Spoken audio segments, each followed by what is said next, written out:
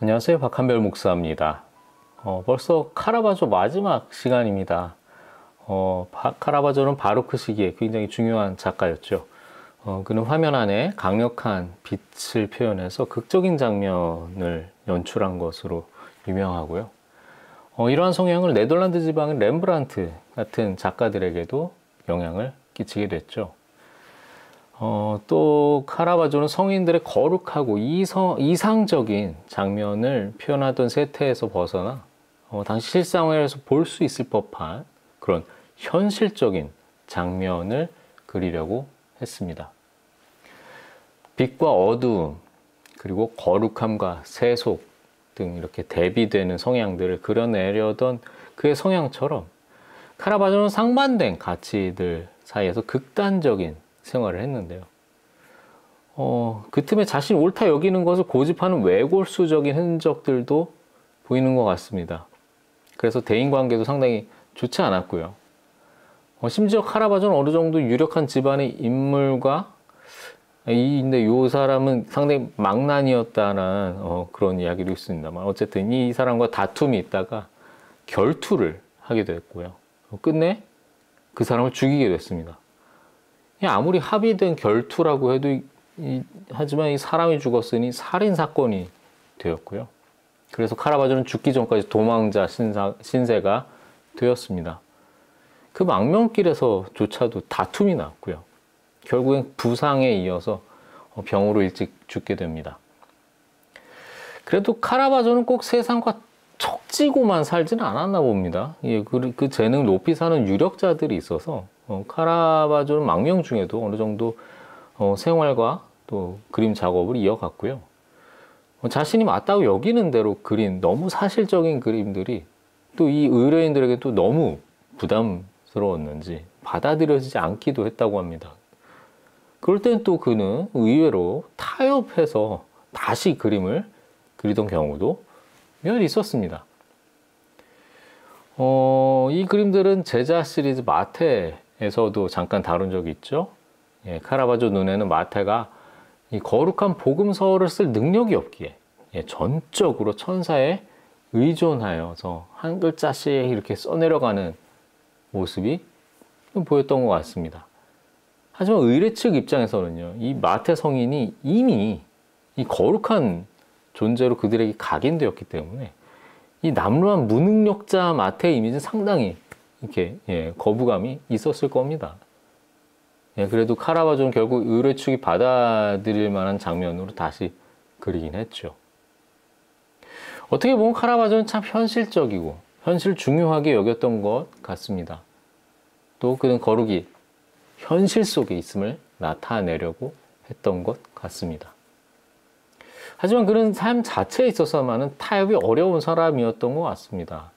그의 짧은 인생은 거칠었고 다툼이 있었고 또 죽음이 계속 따라다녔으니까요.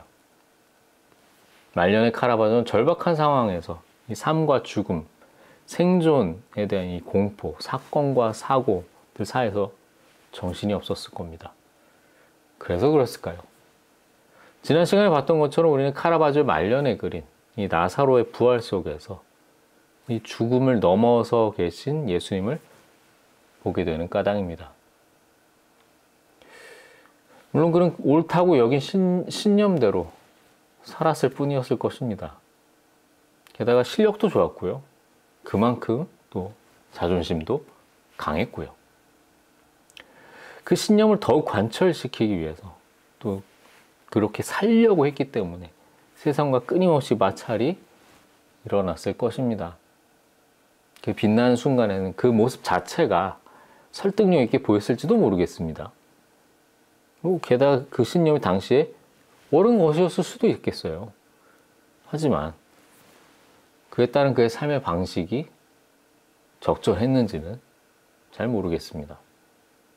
너무 젊은 38이라는 나이에 도망자 신문 끝에 객사를 해야 할 만큼 카라바조는 무엇을 고집하면서 살았을까요? 만약 카라바조가 더 젊었을 때 그가 가진 그림, 신앙, 삶 등에 대한 이 관점을 꼭 전투적으로 관철시키지 않거나 고집하지 않거나 혹은 조금 더 조심스러운, 혹은 남을 조금 더 배려해 보려는 삶의 태도를 가졌었다면 그런 더 풍성한 말년을 보냈으려나요? 사실 과거에 대한 만약에 이런 거는 기독교인으로서는 좀 어울리지 않는 관점이긴 합니다. 단지 역사적으로 돌아보고 재조명해서 지금의 상황에서 다음을 어떻게 준비할지를 생각해보는 그런 기회를 만드는 데는 의미는 있겠습니다. 그래서 오늘 우리는 다시 카라바조가 명성을 얻던 그 전성기 초기에 의심하는 도마 그림으로 돌아가 보려고 합니다. 이 그림은 명암 대비의 극적인 장면 연출이 담기고 나사렛에 있었을 법한 그런 남루한 모습인 제자들의 모습을 현실적으로 표현한 그의 전형적인 작품입니다. 이 그림이 그의 전형이라면 여기에는 카라바조의 의지가 가득 담겨 있다는 뜻도 되겠죠. 그의 실제적이고 직접적인 성향은 이 그림에서 도마가 예수님의 상처에 손을 넣어 자세히 들여다보는 것에도 나타납니다. 그럼 이제 본문 읽고 다시 한번 보도록 하죠. 요한복음 20장 24절에서 29절 말씀입니다. 12 제자 가운데 하나로서 쌍둥이라고 불리는 도마는 예수께서 오셨을 때 그들과 함께 있지 않았다. 다른 제자들이 그에게 우리는 주님을 보았소 하고 말하였으나 도마는 그들에게 나는 내 눈으로 그의 손에 있는 못자국을 보고 내 손가락을 그 못자국에 넣어보고 또 내 손을 그의 옆구리에 넣어보지 않고선 믿지 못하겠소 하고 말하였다. 여드레 뒤에 제자들이 다시 집안에 모여 있었는데 도마도 함께 있었다. 문이 잠겨 있었으나 예수께서 와서 그들 가운데로 들어서셔서 너에게 평화가 있기를 하고 인사말을 하셨다. 그리고 나서 도마에게 말씀하셨다. 내 손가락을 이리 내밀어서 내 손을 만져보고 내 손을 내 옆구리에 넣어 보아라. 그래서 의심을 떨쳐버리고 믿음을 가져라. 도마가 예수께 대답하기를 나의 주님 나의 하나님 하니 예수께서 도마에게 말씀하셨다. 너는 나를 보았기 때문에 믿느냐? 나를 보지 않고도 믿는 사람은 복이 있다. 아멘. 네, 오늘의 말씀도 사실 요한복음에서 굉장히 중요한 메시지를 담고 있습니다. 바로 믿음에 관한 것인데요. 지난번에 나사로의 부활 때 나눴던 거 기억하시나요?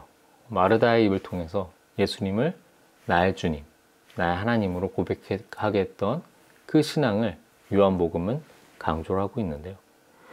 이는 예수님이 태초부터 계셨던 빛이시면서 또 말씀이신 주이시면서 또 각자 개인의 주이시기도 하다는 것입니다. 심지어 죽음과 관련된 혼돈 속에서도 그런 고백을 요한복음은 이끌어냈습니다만 오늘은 여기에 더 나아가 눈으로 보지 않고 만져볼 수도 없어도 마찬가지의 믿음의 고백이 있어야 할 것을 전하고 있습니다. 그럼에도 불구하고 본문의 예수님은 도마에게 친히 직접 예수님의 상처를 만져서 의심을 버리고 믿음을 가지라고 초대를 하시죠. 아마 이 부분에 카라바조는 감동했는지 이 부분을 살려서 도마가 자세히 예수님의 상처를 만지고 들여다보는 장면을 묘사했습니다. 역시나 예수님이 실제로 당대의 사람들을 그 당시로 초대하는 것처럼 현실적인 묘사를 했죠. 아마 여기까지는 카라바조가 강조하고자 하는 내용이었을 것 같습니다. 그 신념에 따라서요. 하지만 앞서 나눈 대로 예수님을 보지 않고도 믿는 복을 강조하기에 이 장면은 거리가 있어 봅니다. 그리고 여기서 만약에를 또 생각해 보게 됩니다. 만약에 카라바조가 자신이 강조하였던 실제적, 현실적 체험으로서의 신앙과 더불어서 이 볼 수는 없어도 내주하시면서 역사하시는 하나님으로서의 예수님도 마땅히 인정할 수 있는 여유가 있었다면 어땠을까 싶은 것이죠. 그렇게 사람들과 척지고 심지어 마지막까지 죽음의 압박에 시달리며 살았어야만 했을까요? 물론 신념은 중요합니다. 삶의 추진력도 여기서 많이 나오고요. 신앙도 그렇게 생기죠. 내가 일정한 방향을 믿고 생활하기로 하는 것이니까요. 어쩌면 강한 신념으로 인해서 카라바조의 위대한 작품들이 생겼을지도 모르겠습니다. 남들과는 다른 관점을 끝까지 보여줄 수 있는 힘은 바로 이와 같은 신념이 있어야 가능하니까요. 하지만 그 신념이 인생의 다가 아니라는 것입니다. 직접 보고 느끼는 것 중요합니다. 삶의 강한 에너지를 일으킵니다. 이는 개인에게는 중요하죠. 하지만 자신의 개인의 신념이 꼭 다 남들에게도 마찬가지로 강조될 것은 아닌 것이죠. 쉽게 말해 내가 옳다 여기는 대로 스스로는 살 수 있겠지만 그것이 남들에게도 늘 옳은 방식일 수는 없는 것입니다. 예수님 옆구리에 손을 넣어서 믿는 믿음도 중요할 수 있겠지만 예수님을 직접 만나지 않고도 믿을 수 있을 만큼인 그런 믿음은 정말 복됩니다. 예수님을 직접 경험하기를 강력히 권하는 것도 중요하겠지만 그 가운데 늘 계셨던 보이지 않는 주님을 인정하는 것도 마찬가지로 중요할 테니까요. 어느 것 하나만 강요할 수는 없습니다. 하지만 우리의 경우는 늘 그렇듯 편중되기 쉽습니다. 저도 그렇고요. 하지만 만약에 말이죠. 만약에 내가 강조하려는 것들이 꼭 남들에게도 중요하다고 여긴다면 남들에게도 중요하게 여기던 다른 것이 있을 수도 있겠다는 생각이 났으면 좋겠습니다. 꼭 나만이 옳다고 여겨서 굳이 남들과 척지고 살아야 하는 것은 아니거든요. 우리가 직면하는 상황들이 매번 자신의 신앙을 없애려 한다든가 그에 따라 순교를 강요하는 상황들이 있는 것은 아니니까요. 우리가 믿는 믿음이 정말 맞는 것이라면 그 믿음대로 사는 것을 보여주면 되는 것이죠. 사실 그마저도 쉽지 않은 것이 신앙살이인데 말이죠. 오늘 카라바조의 삶의 말년과 그애가 애초에 강하게 내비쳤던 그런 신념의 삶을 이 요한복음에서 도마를 통해서 보여주시는 말씀에 비춰서 잠시 돌아봤습니다. 결국 좋은 믿음의 삶을 살아야 하는 것이죠. 직접 만져봐야만 믿을 수 있는 사람에게 다가와 주신 예수님. 하지만 그런 예수님을 보지 않고도 믿을 수 있는 믿음의 삶. 요한복음은 여러분을 그 모두를 담은 믿음의 자리로 초대하고 있습니다. 카라바조는 현실 속에서 거룩을 만져보고자 했던 것 같습니다. 주님은 그렇게 임하시기도 하고요. 다만 만져지지 않는 이곳 이 자리에서도 일하시기도 했던 것이죠. 여러분은 어떤 것에 목숨을 걸고 계신가요? 어떤 믿음의 삶을 살고 계신가요? 혹은 그 믿음이 나도 모르게 한쪽 방향으로 그렇게 흘러가고만 있지는 않는지요. 이를 돌아볼 수 있는 그런 한 주가 되기를 원합니다.